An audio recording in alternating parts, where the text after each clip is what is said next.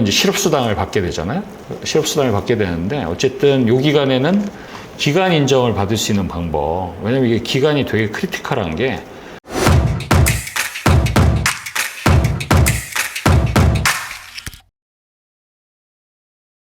만약에 제가 열심히 일을 했어요. 한 10년이라고 하셨는데 그 10년은 제가 막 일을 하다가 뭐 이제 아이를 낳고 육아를 하게 되고 뭐 이럴 수도 있잖아요. 그렇죠. 그럴 때 10년을 제가 다 못 채운 거예요.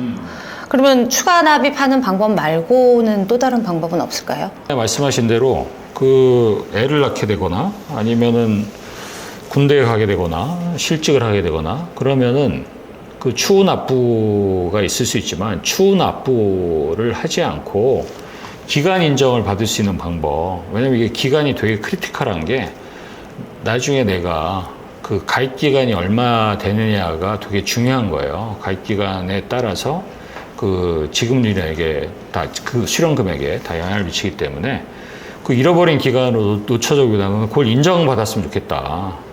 그런 거죠. 그게 크레딧 제도가 되는 거예요. 그래서 그 기간만큼은 가입한 걸로 간주하겠다. 이렇게 되는 거죠. 그 얼마 동안 도대체 해주는 거냐, 인정을. 뭐 그런 이슈들이 당연히 생기겠죠. 출산 같은 경우는 그러면 어떻게 되는 거냐.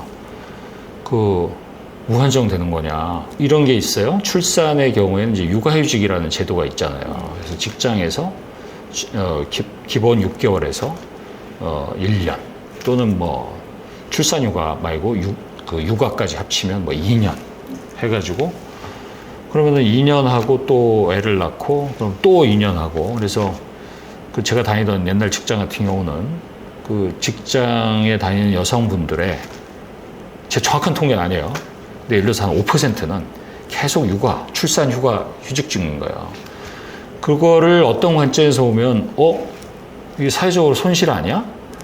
회사로 보면 손실 아니야? 이런 생각할 수 있죠. 왜냐면 그 기본적으로 헤드 카운트가 잡히죠. 그러면 그거에 관련해서 기본적으로 나가는 물론 내가 일할 때만큼 똑같이 받지는 않지만 어쨌든 계속 회사 입장에서 비용으로 나가는 거라고 볼 수 있는데 그거를 왜 해야지?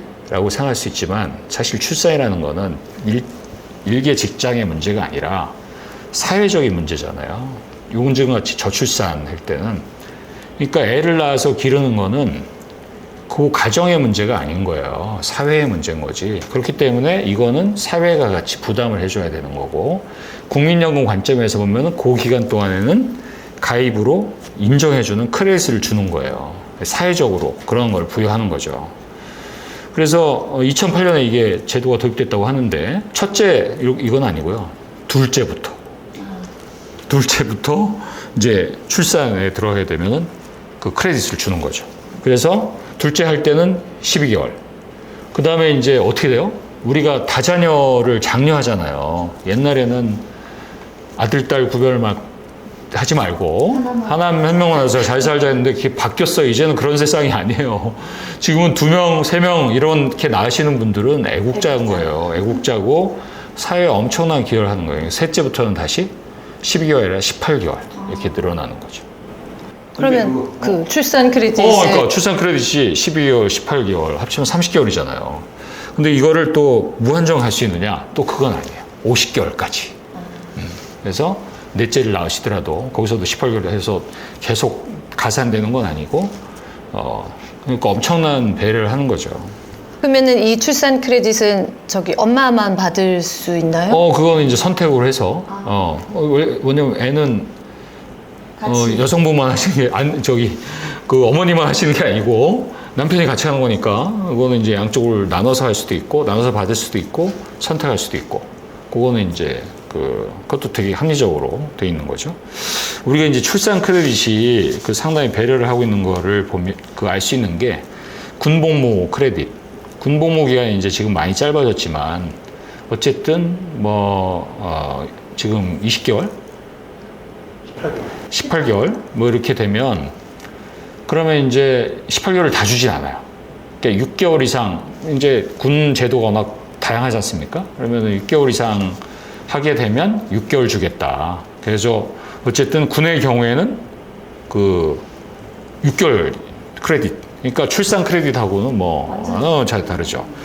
그 다음에 이제 실업 크레딧. 이 경우에도 기간이 언제까지냐? 이것도 12개월이에요.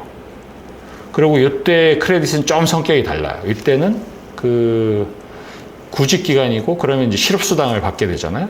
실업수당을 받게 되는데 어쨌든 이 기간에는 그냥 단순한 크레딧이 아니고 내야 되는 거야. 얼마를 내야 되느냐? 25%를 내야 되는 거야.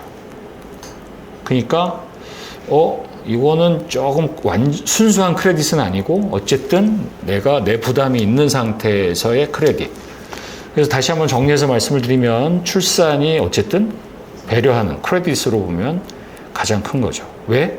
사회적으로 우리가 그 부분에 대해서는 그 정도의 크레딧을 줘도 좋다라는 어떤 사회적 합의, 그 부분이 작동을 하고 있는 거고, 그 다음에 무엇보다도 현재 우리 사회가 안고 있는 문제, 저출산 문제가 그만큼 심각하다. 그의 반증이라고 볼 수 있는 겁니다.